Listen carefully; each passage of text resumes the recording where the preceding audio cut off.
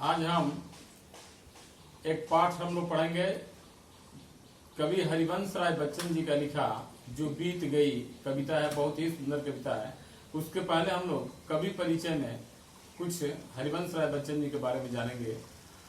कवि हरिवंश राय बच्चन जी का जन्म 27 नवंबर 1907 इलाहाबाद में उत्तर प्रदेश में हुआ था और उन्होंने अपना इलाहाबाद विश्वविद्यालय से, उसके बाद काशी हिंदू विश्वविद्यालय से उन्होंने अपनी उच्च शिक्षा प्राप्त की थी सन 1941 में और 1952 तक इलाहाबाद विश्वविद्यालय में अंग्रेजी के व्याख्याता रहे और फिर उन्होंने इंग्लैंड शोध कार्य संपन्न करके भारत लौटे हैं।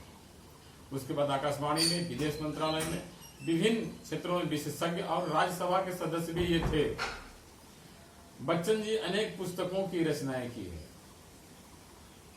उनमें से जैसे मधुशाला, मधुबाला, मधुकलश, निशा निमंत्रण, क्रांत संगीत, आकुल अंतर, सतरंगिनी, हलाहल, मिलन जामिनी इत्यादि। और उनकी बहुत ही प्रतिभा रही है। उनका स्वर्गवास 2003 में हुआ। जैसे हम जानते हैं कि आजकल के फिल्म स्टार, मेगा स्टार है, क्या नाम है, अमिताभ बच्चन, उन्हीं के पिताजी थे, याद रखना होगा। जो बीत गई कविता हरिवंश राय बच्चन जी का बहुत ही रोचक और बहुत सुंदर कविता है। जैसे मैं समझा रहा हूं, समझना होगा और उसके बाद प्रश्न उत्तर लिखना होगा। इसमें लिखे हैं कि जो बीत गई सो बात गई, जीवन में एक सितारा था, माना वो बेहद प्यारा था, वो डूब गया तो डूब गया, अंबर के आनंद को देखो, कितने इसके तारे टूटे, कितने इसके प्यारे झूठे, जो छूट गए फिर कहाँ मिले, बरबोलो टूटे तारों पर कब अंबर शोक मनाता है, जो बीत गई सो बात गई। अर्थ क्या देखो, बहुत ही सुंदर है। कवि लिखे हैं हरिवंश राय बच्चन जी की जो बीत गया अपने जीवन का अतीत, कुछ घटना, बुरा घटना, अच्छा घटना, जो घट गया बुरा घटना, उसके बारे में हमें सोचना नहीं चाहिए, उसकी यादों में हमें नहीं रहना चाहिए, उससे कुछ होता नहीं है। बहुत उदाहरण दिए हैं। जैसे लिखे हैं कि जीवन में एक सितारा था, तुम्हारे जीवन में एक स्टार था, बहुत प्रिय वस्तु था, बहुत प्रिय चीज था, मानो आकाश में एक सितारा था, माना वो बेहद प्यारा था, वो बहुत ही प्यारा था।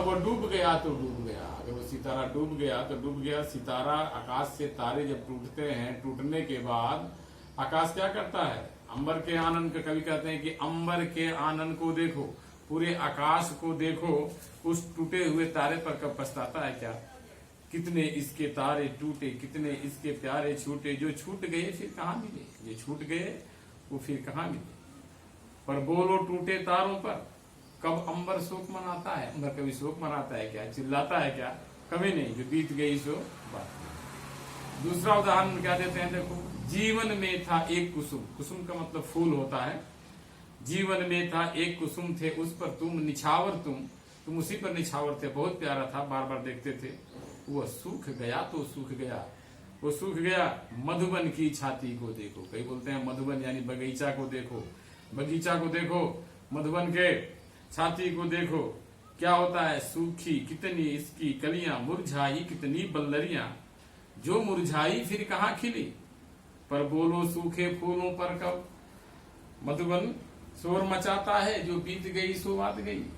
एक बगीचा के अंदर कितनी फूल की कलियां सूख जाती है, कितनी लताएं बल्लरियां मुरझा जाती है, जो मुरझा जाती है, जो सूख जाती है, फिर कहाँ आकर मिलती है, पर बोलो सूखे फूलों पर, ये सूखे फूलों पर कभी कहते हैं कि बोलो क्या है, कब मधुबन शोर मचाता है, बगीचा कभी शोर मचाता है क्या, या नहीं मचाता है, जो बीत गई सो बात गई, जो बीत गई बात गई। फिर उदाहरण दिए हैं, इसमें 6 उदाहरण दिए हैं कवि ने, बहुत बढ़िया बढ़िया।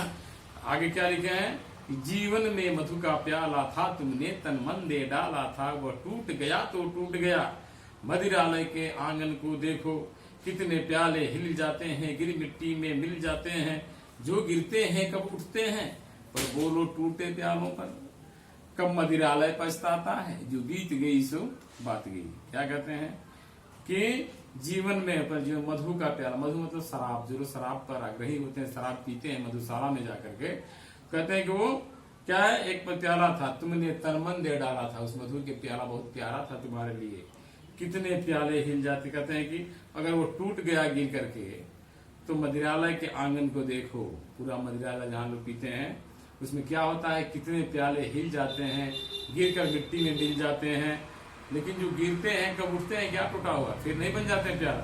तो जो गिरते हैं कब उठते हैं, पर बोलो टूटे प्यालों पर, उन टूटे हुए प्यालों के ऊपर कब मदिरालय पछताता है। जो मदिरालय है वो कोई पछताता है क्या, नहीं, जो बीत गई सो बात गई। पांचवा उदाहरण क्या कहते हैं कवि, मृदु मिट्टी के बने हुए मधुघट फूटा ही करते हैं, लघु जीवन लेकर आए हैं प्याले टूटा ही करते हैं। फिर भी मदिरालय के अंदर मधु के घट हैं, मधु प्याले हैं। कहते हैं कि ये मृदु मिट्टी के प्याला मिट्टी के बने होते हैं या कांच के बने होते हैं, टूटने वाले ही चीज हैं, हाँ, फूटा ही करते हैं। ये लघु जीवन लेकर आए हैं, कम जीवन लेकर आए हैं, ये फूटने वाला चीज है, फूट जाते हैं, लेकिन फिर भी मदिरालय के अंदर हमेशा मधु का घट और मधु प्याला रहता ही है। जो मादकता के मारे, कवि क्या कहते हैं, कवि हरिवंश राय बच्चन देखो क्या कहे हैं, जो मादकता के मारे हैं, जो नशा में होते हैं, मादकता के मारे हैं, वे मधु लूटा ही करते हैं। जो नशा में वो रमे हुए हैं वो मधु को लूटा ही करते हैं। और वह कच्चा पीने वाला है जिसकी ममता घट प्यालों पर, जिनके ममता केवल घट पर प्यालों पर है, मादकता पर नहीं है, गुणात्मक तत्व पर नहीं है, वो कच्चा है, वो कच्चा पीने वाला है। जो सच्चे मधु से जला हुआ कब रोता है चिल्लाता है, जो बीत गई उसको बात गई। जो सच्चे सच्चे मधु से जला हुआ है, मधु को चाहने वाला, वो कब रोता चिल्लाता है क्या, तो कभी कहते हैं जो बीत गई सो बात गई। जो बात बीत गई, अतीत को हमें याद नहीं करना चाहिए, वर्तमान में रहते हुए अच्छे कर्म करके भविष्य की चिंता करनी चाहिए। इस पाठ का पूरा उपसंहार यही है। बहुत बढ़िया ही कविता ये। तो इसमें अब यहाँ पर लिखा है कवि हरिवंश राय का शॉर्ट क्वेश्चन है, सही विकल्प का चयन करो और ये जो है संक्षेप में उत्तर दो। ये कॉपी पर लिख करके, अब किताब से ही कोशिश रहे कि अपने हाथ से ही ले, किसी गाइड या कुंजी से लिख सकते हैं हम लोग, मगर फिर भी दिखाना होगा। और व्याख्या, जैसे व्याख्याएं हैं, ये व्याख्या को लिखना होगा, इस व्याख्या को लिखना होगा।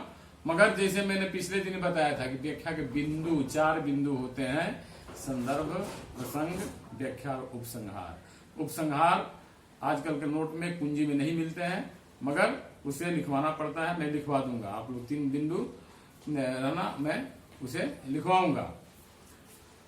और ये प्रश्न हार्ड के जितने शब्द ये सब लिखना है, इसको सीखना होगा। इसके ऊपर आते हैं और हरिवंश अगले गद्य को हम नहीं पढ़ा सकते हैं क्योंकि गद्य बहुत लंबा होता है और ये उतना कवर नहीं करता है कि यूट्यूब से भेजा। फिर भी कोशिश हम करेंगे कि जो हम लोग नहीं पढ़ाए हैं नए स्कूल में, वो पढ़ा करके हम लोग भेजेंगे। और इसमें व्याकरण के रह गया है, संधि, समास, उपसर्ग प्रत्यय मैंने दिया हूं, पहले क्लियर नहीं है, लेकिन अब जो है कि हम होमवर्क, गृह कार्य आप लोगों का कि प्रश्न, इस पाठ को समझे हैं, जिस पाठ को उसका हम प्रश्न और उत्तर दोनों ही लिखेंगे। और लिखने के बाद हम व्याकरण के अगले वीडियो में मैं दूंगा समास और संधि। संधि समास में क्या अंतर है, बहुत ही इंपॉर्टेंट है, क्वेश्चन से आते हैं।